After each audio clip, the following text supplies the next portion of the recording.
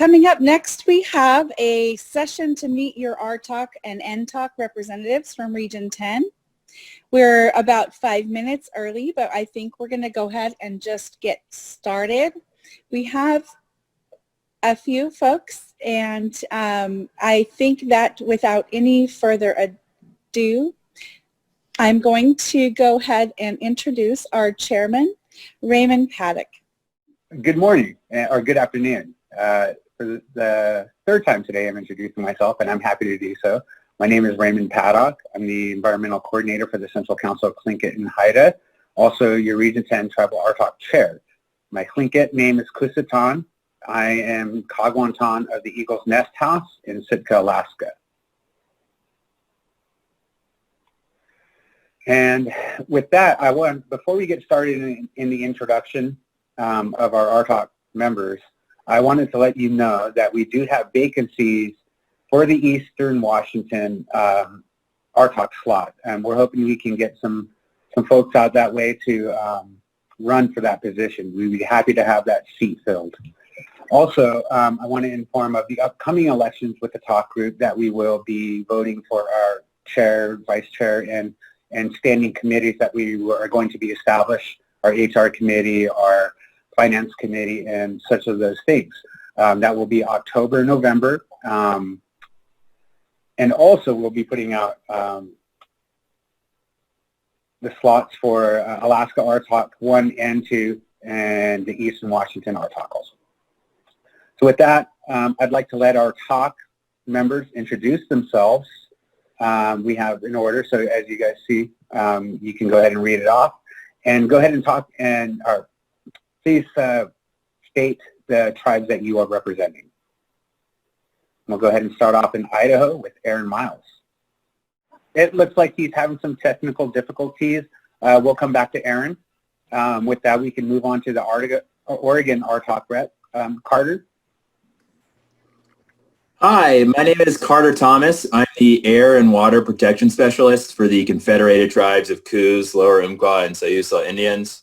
As the RTOC representative here, I represent the tribes of Oregon, which are the Burns Paiute Tribe, the Confederated Tribes of Coos, Lower Umpqua, and Sayusa Indians, the Confederated Tribes of the Grand Ronde Community, the Confederated Tribes of the Siletz Indians, Confederated Tribes of the Umatilla Indian Reservation, the Confederated Tribes of Warm Springs, the Coquel Indian Tribe, the Cow Creek Band of Umpqua Tribe of Indians, and the Klamath Tribes. So thank you for having me. Hey, Ray, I'm ready to go. My name is Aaron Miles. I'm the Natural Resource Manager for the Nez Perce Tribe, and I'm located here in north central Idaho, where the reservation headquarters is located real close to the Washington, Oregon, and Idaho borders. We all transect right here, kind of like the three corners for all the states. We have a number of issues related to anadromous fisheries here in our region. The salmon have to go through 8 dams just to get to where we're located at through the hydroelectric system. So we have major issues related to water quality. The dams create huge reservoirs behind them, and which isn't really fish habitat friendly for anadromous fisheries. As you guys know, the fish have to spend up to 3-4 years in the ocean, then they come back to where they're born. So it's they navigate down as little fingerlings down to the ocean, go through a metamorphosis, and then they come back as adults. So we have major issues there, and then we have a similar project, but not as probably as great as the Pebble mine that's being proposed and ongoingly reviewed. We have a project called Stibnite, which is located a fisheries that we share with the Shoshone Bannocks. So there's a lot of issues we have here in Idaho. Very, very open place. It's not Alaska, but it's definitely got its great qualities about this state. Thank you.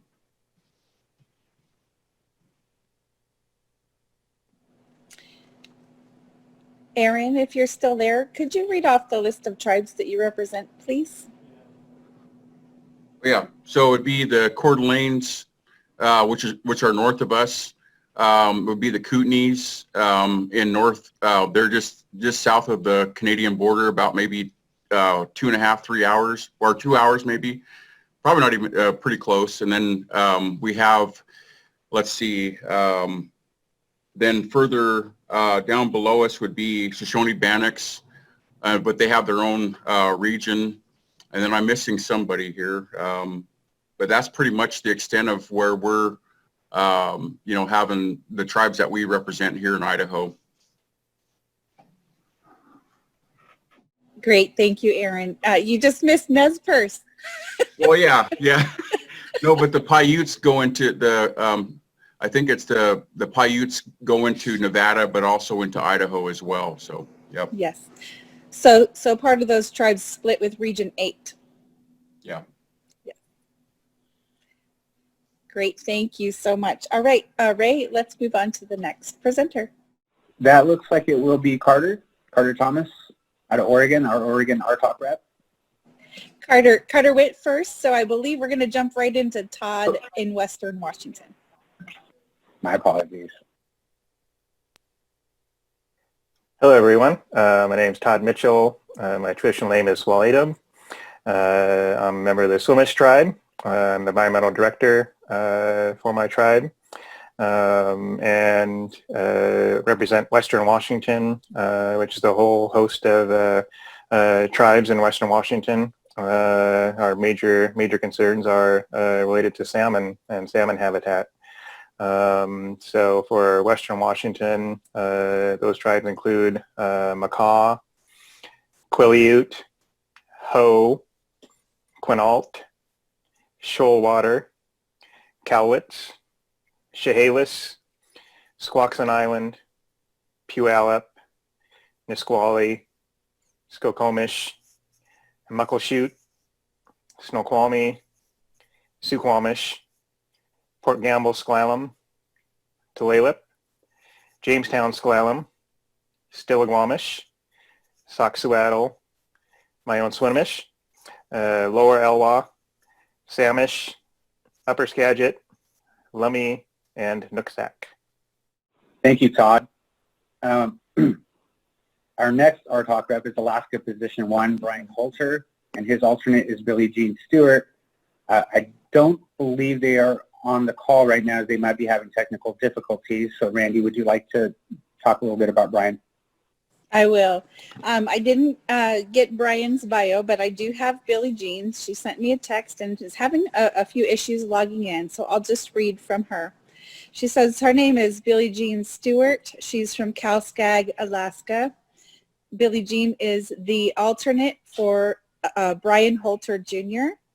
She's married and has 3 kids and 1 granddaughter. She's been working for the Native Village of Calskag for 15 years as the IGAC coordinator. As she says, thank you and enjoy the conference. And I will read off the tribes that Brian Holter Jr. and Billie Jean Stewart represent. And to the best of my ability, there's 57 of them, so bear with me. I'm sure I'm going to butcher some of these names, so I'll try my hardest. They represent 57 villages in southeast Alaska and the Kuskokwim Delta. Those tribes and villages are Yakutat, Chilkat, Skagway, Chilkoot, Tlingit and Haida, Douglas, Hoona, Angoon, Sitka, Cake, Petersburg, Wrangell, Klawak, Craig, Heidelberg, Metlakatla, Kasan, Ketchikan, Saxman, Newtok, Tununik,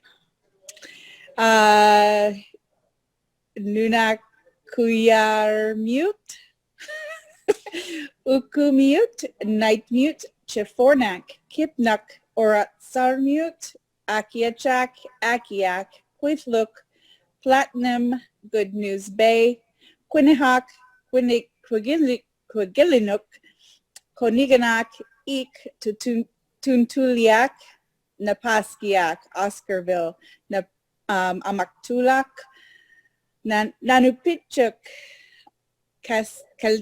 Kasigluk, Chivak, Hooper Bay, Pinute, Scammon Bay, Calskag, Lower Calskag, Aniak, Truthbaluk, Napinute, Red Devil, Crooked Creek, Georgetown, Stony River, and Lime Village.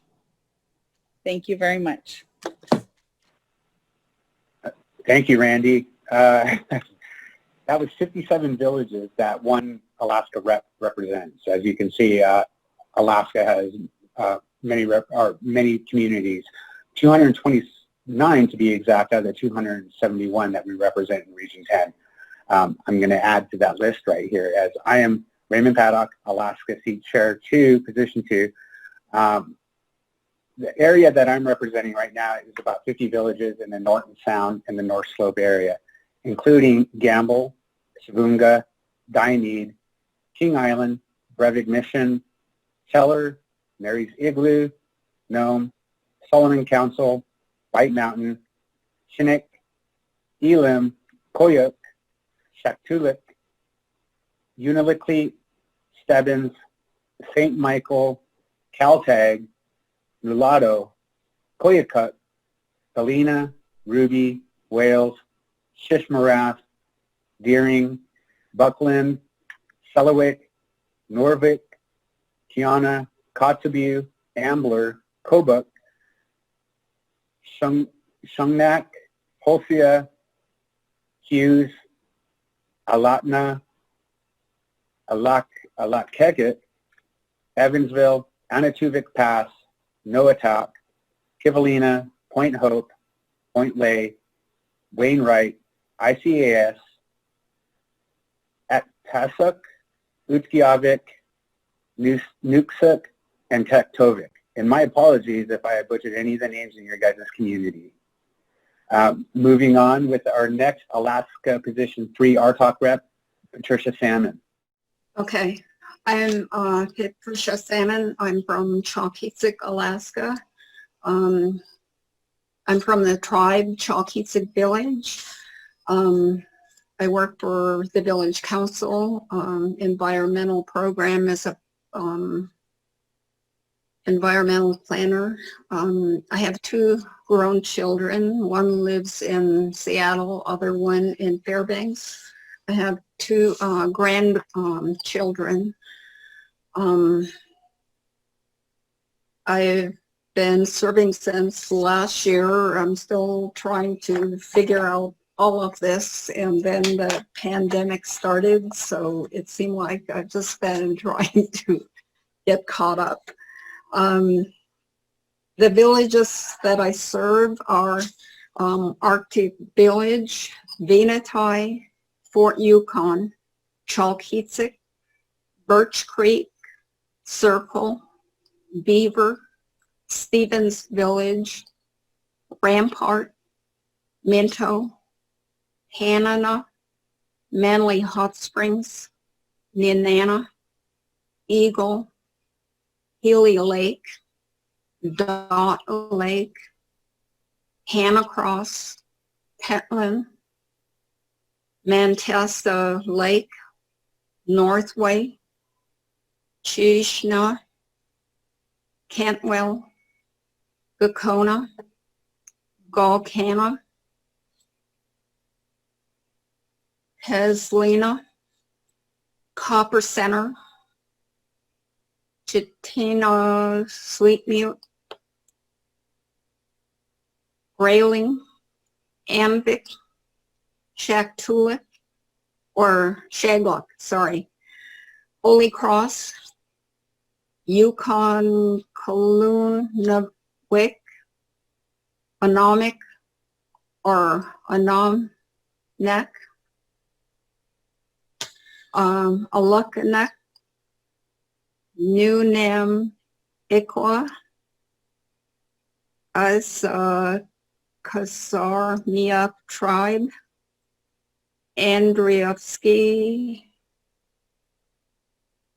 Hitkas Point, Agosic, St. Mary's, Pilot Station, Marshall, Ahogamia, Hotlet, Billmore Slough, and Equarmia. Thank you. Did you hear me? Yes, yes. Thank you, Patricia. I appreciate it. And those are your RTOC representatives.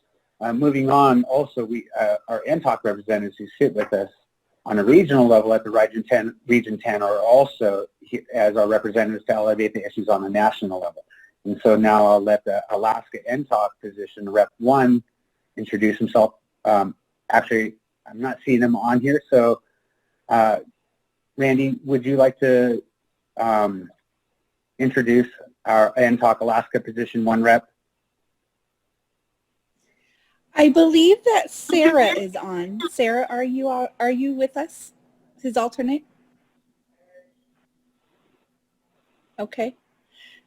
All right. I think that she was trying to log in and was having some issues. So yes, I will go ahead and read off the tribes and villages that Bill Hand and Sarah Miller represent. There are, well, before I do this, I wanted to just explain a little bit about how every representative in Alaska represents all tribes.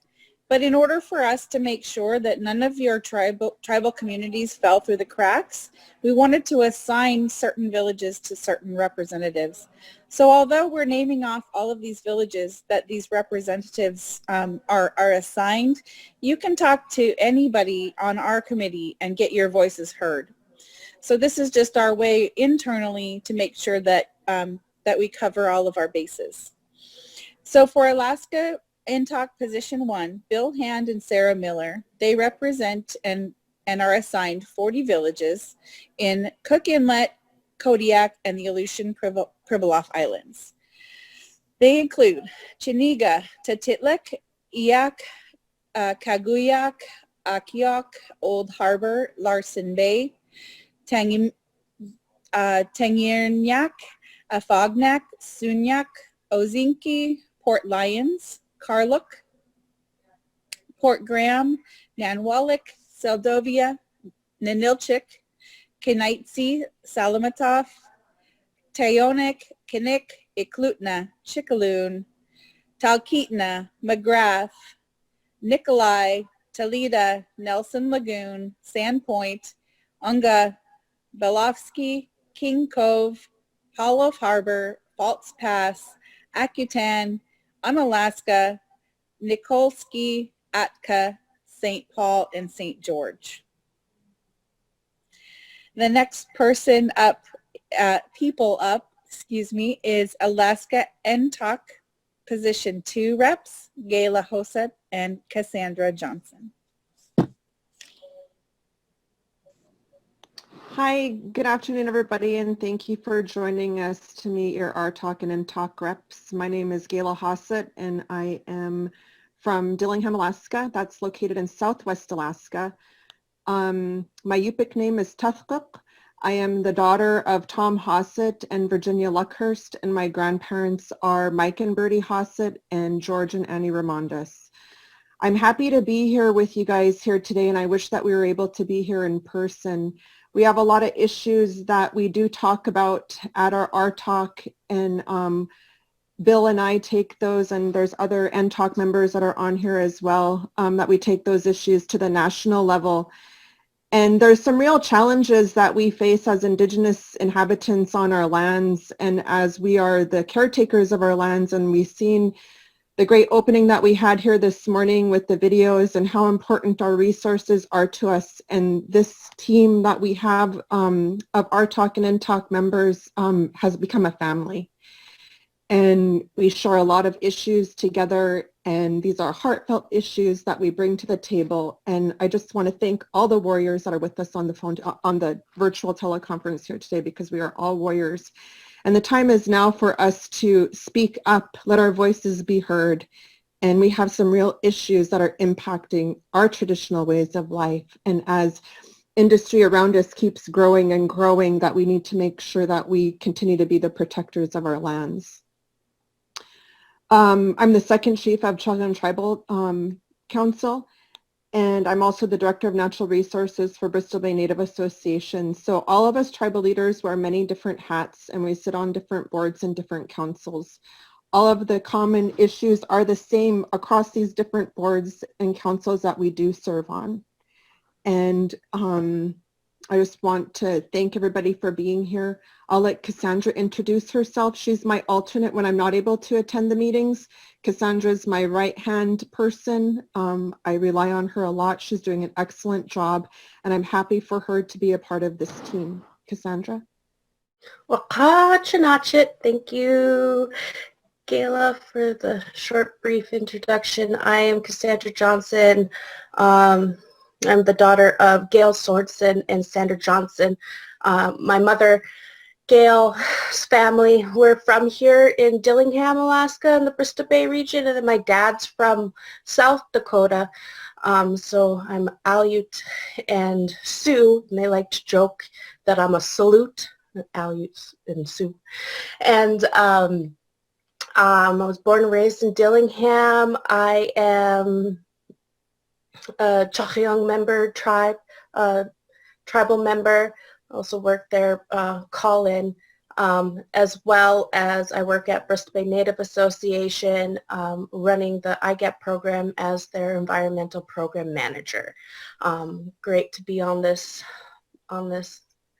committee and to voice our environmental issues across our region that we hold. Gayla, would you like to list off our villages that we represent, or would you like me to? Sure. So we represent 31 villages here in Alaska, and that's the in the Upper Nishigack River. We have Lake Iliamna in the Bristol Bay region. The villages are Kaliganik, New Stuyahawk, Ekwok, Levelock, Igiugig, New Halen, Non-Dalton, Pedro Bay, Iliamna, Kokkinok, Togiak, Twin Hills, Manakotuk, Clark's Point, Ecock, Aleknigik, Chahyang, Naknek, King Salmon, Portage Creek, South Naknek, Igigik, Pilot Point, Ugashik, Kanatic, Port Hayden, Chignik Lake, Chignik Lagoon, Chignik Bay, Perryville, and Ivanhoe Bay. Thank you guys for this time, and keep up the good work. And this team of people that we have on RTOC and NTOC are here to serve you and to help you and for the future generations after us. Thank you. Thank you, Gayla and Cassandra. Up next, our Western Washington, Western Oregon rep, Daniel Ravenel. I'll let him introduce himself. Hi, good afternoon, everybody. It's an honor to be here. Thank you very much. And Gayla, that was fantastic. Gosh, hard show to follow. My name is Daniel Ravenel. I'm the Quinault Indian Nation Environmental Protection Manager. I've worked for the nation for about 12 years. And my alternate is Russ Heffler, who I owe a great deal of respect and honor to because he's been fantastic in helping me transition into this position. I'm fairly new to the team. I actually haven't been able to meet anybody in person yet due to the COVID thing. But I represent all Western Washington and Western Oregon tribes in the NTOC. And what Gayla sort of represented, we elevate a lot of issues to DC right now, which is a lot of focused on what impacts COVID has actually had on a lot of the environmental programs and so forth that I know a lot of people are going through. Again, it's an honor to be here. And I look forward to hopefully getting to meet everybody in person one day soon. Thank you, Daniel, and welcome. Moving on next to our Eastern Washington, Eastern Oregon, Idaho reps, Lewan Tyler and Kelly Wright. Lewan is currently not with us right now, but Kelly is. Kelly? Before we go to Kelly, I'm sorry, can I interrupt and have Daniel read off the list of tribes? I know that you do Western Washington and Western Oregon, so actually you don't need to you do not need to read off that list because we've already done it. But I just wanted folks to know that the distribution for the NTOC reps is a little bit different in the lower 48. So I guess you don't need to read it, but I just wanted to interject there. Sorry, Kelly, and I'll turn it over to you. Okay, thank you. Hi, I'm Kelly Wright. I'm Lewan Tyler's alternate, and we cover Idaho, Eastern Washington, and Eastern Oregon. My background is I'm the Shoshone-Bannock Tribes Environmental Waste Management Program Manager. Basically, I take care of all the CERCLA and RCRA issues associated here in Southeast Idaho on the Fort Hall Reservation. We, as Aaron has pointed out, we have had quite a numerous amount of mining issues, some active, some under the cleanup components, and the stibnite one is, in my opinion, is nothing more than a baby pebble. The EPA should look at it as a one to follow, and then understand that it's been contaminating the water, the streams since 1922 when they started mining antimony. And we've also have one of the only sites in Idaho that's a Superfund site, that is the Eastern Mashad Flats Superfund site. It's a elemental phosphate production company. We've taken FMC to court. Right now we're sitting waiting for the Solicitor General for the United States to provide input back to the Supreme Court justices, and we should have a ruling on tribal jurisdiction probably no later than November. Hopefully, the nice part about it is we have been winning. We do have tribal jurisdiction. If the Supreme Court decides to take it up, that spooks me, because that means they're going to try to get rid of what's known as the Montana case. And the Montana basically came out, that's where they had tribal jurisdiction, and we don't want, I won't get on that soapbox, but we have a lot of different issues that are focused on cleaning up and protecting the environment, which gets me into the one that we always have problems with EPA is they treat us or EPA and the Forest Service and the BLM, they have a tendency of treating us as we are nothing more than recreationalists, and that we might access these areas maybe 10 times in a year. But like Aaron says, treaty rights allow us to go back into these areas that are outside of our reservation. And we're trying to exercise that right to get cleanup done to at least a tribal standard. So it includes a tribal risk scenario, not a recreationalist. And so I'll give you the names of the tribes we've got. In Idaho, we'll start off with the Nez Perce. I've got Kootenai, I've got the Coeur d'Alene, and the Shoshone-Bannock tribe. We also cover in Eastern Oregon, we have Burns Paiute and the Umatilla. And then in Eastern Washington, I have the Yakima, the Colville, the Spokane tribe, and the Kalispel.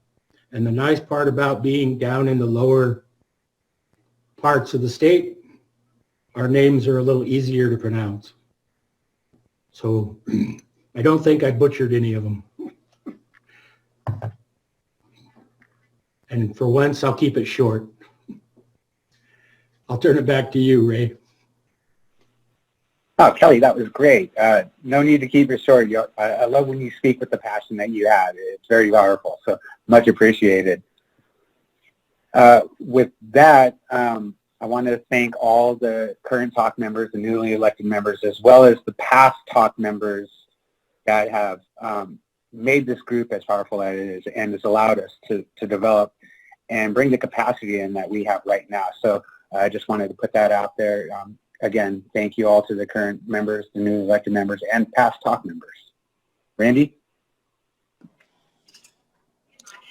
Thank you, everybody, for that long introduction. I just really thought it was important for everybody who's joining us today to hear the breadth and the depth, really, of the tribes that we represent. And it's always great if you're from another community in our region to hear the name of your community being acknowledged. And I do want to encourage everyone who is attending, whether you're a tribal member, a youth, or a tribal leader, to please utilize the service that we have been given here by these amazing people. They really have a tremendous passion for what they do. They are very fierce advocates for you in these meetings, and I can attest to the level of commitment that each one of these people have, and it's really impressive. I do want to briefly just tell you a little bit about our meetings. So obviously with with COVID, we have been meeting online, as everyone else has too. But normally in a regular year, we would meet 4 times in person, and 2 of those meetings are generally held in Seattle, Washington, so we can have very close access to our partners at EPA, whose headquarters is there in Seattle. And then the rest of the 2 meetings that we generally have are out in Indian country or in Alaska villages. So we try to get as much of a exposure as possible. So we'll try to rotate states and communities through that. And just so everybody knows, if you're interested in hosting a RTOC meeting, it's a great benefit to tribes. If we're ever able to travel again, and you want to inquire about that, don't hesitate to reach out to me. The benefits that some of the past tribes have conveyed to us is that they have immediate access to all of our members, as well as to the regional EPA administration. And they have an opportunity to take us out on their land and view everything that they're doing in person. So if there's something that you feel is very important for your community to show us and elevate, please don't hesitate, like I said, once we're able to travel, to reach out to us and look into hosting. And generally there's nothing asked of the community, and we will try to cover as much of the cost as possible for us to be there, and it's an honor for us to be in your communities. So I know that we're ending a little bit early, so I'm going to sort of put some of you on the spot.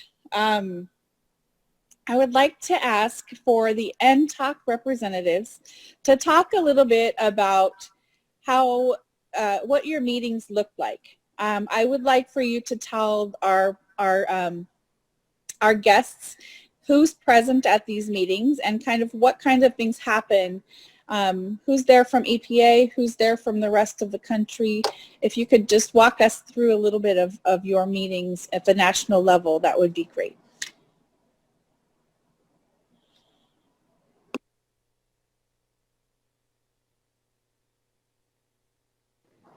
I know that you guys could only see one of us at a time. I think, Kelly, you're on here. I know that you've been attending NTOC meetings far longer than I have.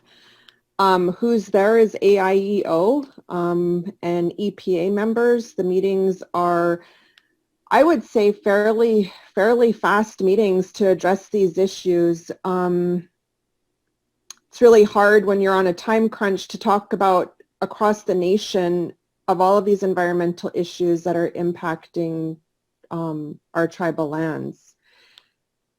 I've been on there for a couple years now. I know, Kelly, you've been on there longer than I have, and I guess to be on the spot and answer these questions. The meetings are harder on the national level to address these issues that we're bringing forward, to get questions answered.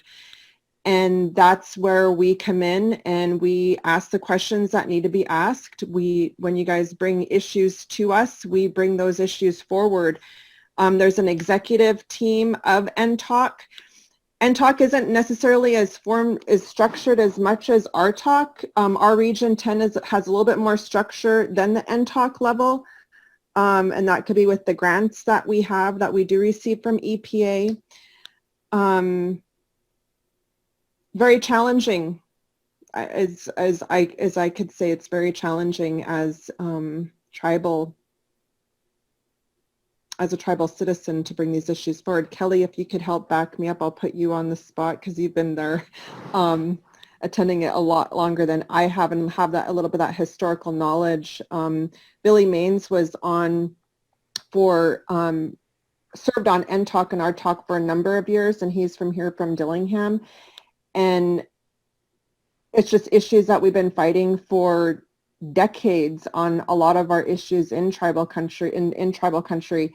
The big thing that we also advocate for is for longer comment periods. We don't have enough the comment periods that are put upon us to translate what's actually going to happen in our backyards and then get people to call in and comment is very challenging. And so we have these really short public comment periods where a lot of people don't get the information. So we really try to work hard, and I'm glad to see that we have a team of communications now with RTOC to help get that word out to the tribes that we represent on this council. So those are the things. It's kind of like a repeat of information that we keep saying over and over and over again over all these years. So Kelly, I'll turn it over to you. Okay, thanks. You did a very good job. For only being there 2 years, you got us down to almost the science. Like every year, we're always discussing what the next couple years IGAP is going to be. Then they come up with some new requirements or guidance documents that we end up having to work on. It's an opportunity to get on the NTOC to, you basically, as Gayla said, we deal with the AIEO, but every individual office within EPA at one time or another is in front of us, and we get to hear what they've got proposed, like the Office of Land and Emergency Management, the Office of Enforcement and Compliance, and there's a whole bunch of others. But those are the two that always stick in my mind because they're the ones that we always have impacts with. And so, like Gayla said, it's an opportunity. If you think that your issues are only being discussed here within RTOC, I can assure you that's not the case. Because whether it's Alaska talking or Idaho or Washington, Oregon, we are protecting each and every one of our brothers and sisters out there. And so the best thing that I can encourage you to do is stay in contact. Don't be afraid to ask. Some of you don't know me that well, but I've been around a while. And those that you do know me will say, don't get me started on certain subjects because I get on those soapboxes and it just drives me nuts. You'd think after a while they'd learn what some of those soapboxes are, at least EPA you would think, but they haven't yet. They'll always ask, well, Kelly, what's your opinion? And you either get the Kelly Wright version and I'll pick on Lee Wan. He's not here to defend himself. Those of you who know Lee Wan, we're kind of the same. He goes one direction way out there and I go the opposite direction way out there. So in between we've got, it's kind of like the old Texas Longhorn. One of us has a point over to the left and the other has a point over to the right. And there's a lot of bull in between. So and sometimes it's nice to be able to have some humor into the deal. So don't always take me seriously, but I do protect human health and the environment regardless where. So that's pretty much what the NTOC does. So don't beat us up because we didn't get enough funding for all the tribes out there. We fight hard for getting IGAP, but there are a few more areas that we like to see the money go. So I just wanted to add to Kelly. I mean, so we learn about everybody and where they're from and what are their issues. And I see a real common a theme is that we need to have clean water. Without clean water, we don't have life. And when we're at these meetings that do get sometimes fierce, sometimes like Randy said, and things get heated, we're fighting over clean water and making sure that our water is protected and clean. And Kelly and Lewan and everybody on the RTOC and the NTOC have been helping us fight the Pebble issue for a long time. And we don't want to keep repeating history we need to learn from our history. But that's a common theme that we have across the nation is clean water. That's what we fight for.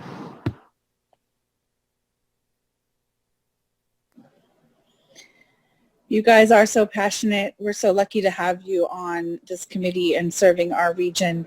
I'd like to just allow Daniel to share a few minutes. We have just a few minutes left, but I'd like to hear from you, Daniel, and then I wanted to wrap it up with a thank you to you.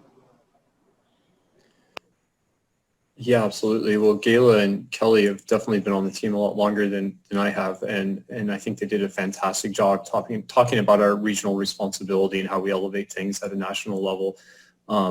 I would echo all of that as funding, environmental issues, clean water, and absolutely, I think one of the other big topics we've been bringing up at a national level would be the comment periods when large environmental documents or EISs are coming up. That's been a really important thing for tribes, especially while so many of us in tribal positions wear multiple hats, especially during this COVID-19 response, and making sure tribes have adequate time. They're giving the due process to really review the impacts that are going to occur in treaty resources. And I don't know if I have anything else. I don't want to repeat what Kelly and Gayla said because they did such a wonderful job. Thank you again. And I wanted to thank every one of you guys for being on today and letting us see your faces. If this is the closest we can get, I'll take it. It's much better than just hearing your voice and talking on the phone. So thank you all again. I am going